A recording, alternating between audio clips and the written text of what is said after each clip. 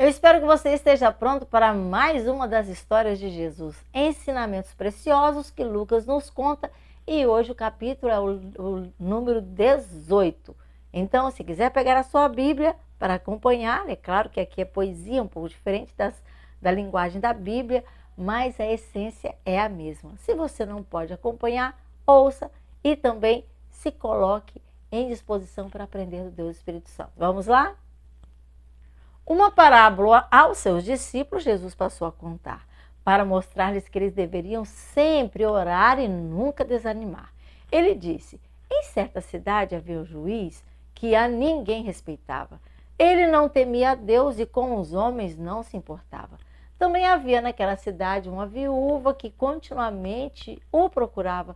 Faz-me justiça contra o meu adversário. Aquela viúva desta forma suplicava.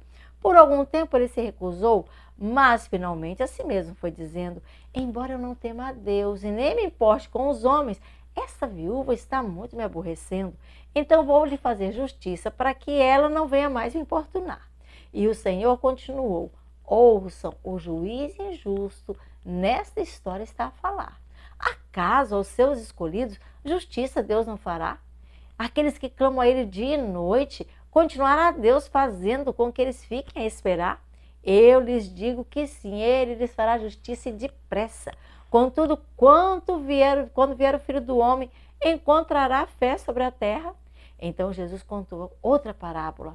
Há alguns que confiavam em sua própria justiça e a outras pessoas desprezavam. E ele disse: 2 homens subiram ao templo para orar, estavam buscando. Um era fariseu e o outro era publicano.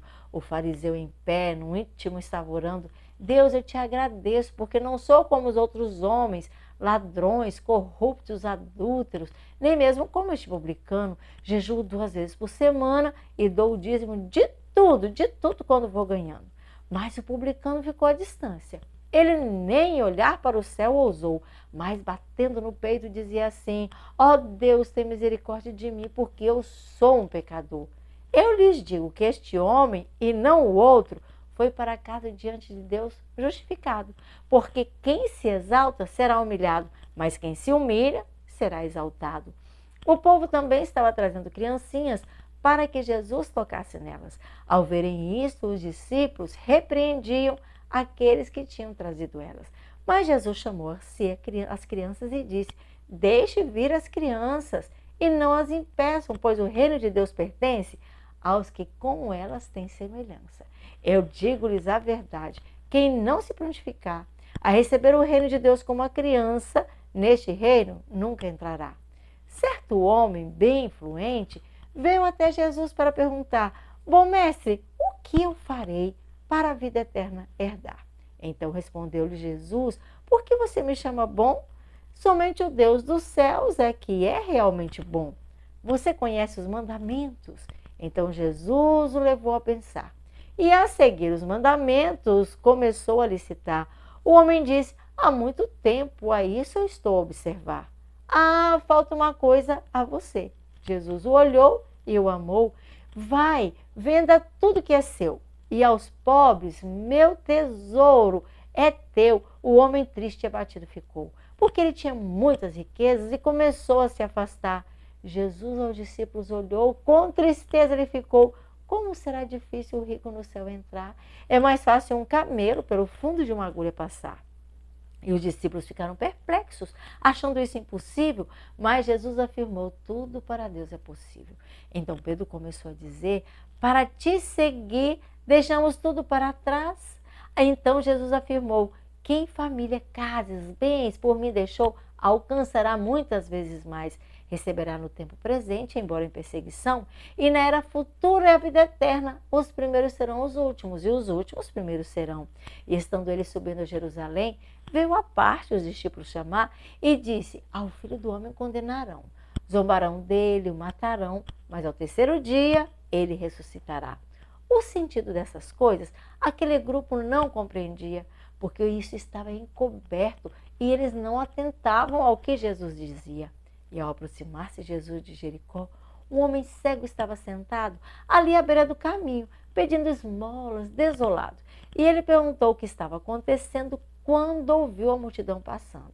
Então lhe disseram: é Jesus de Nazaré que pela cidade está andando.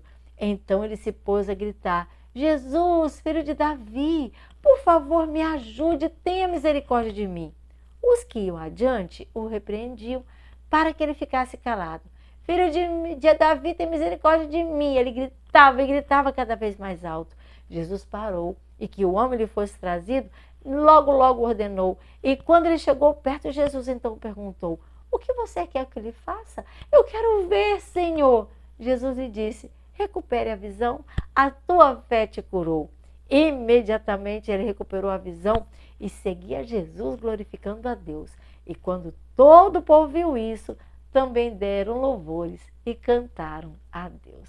Que linda cena, né? Jesus curando um cego de nascença. Ele também pode abrir os seus olhos.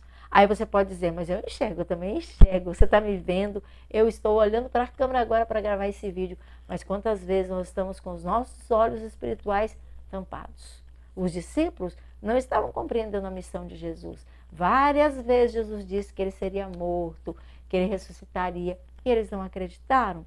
E nós também, às vezes, estamos ouvindo muitas coisas, não precisávamos acreditar no erro e acreditamos, mas as palavras de Jesus nós temos esquecido.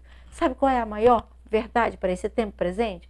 Que Jesus irá voltar. Eu lhe pergunto: você está se preparando? Eu espero que sim. Até amanhã.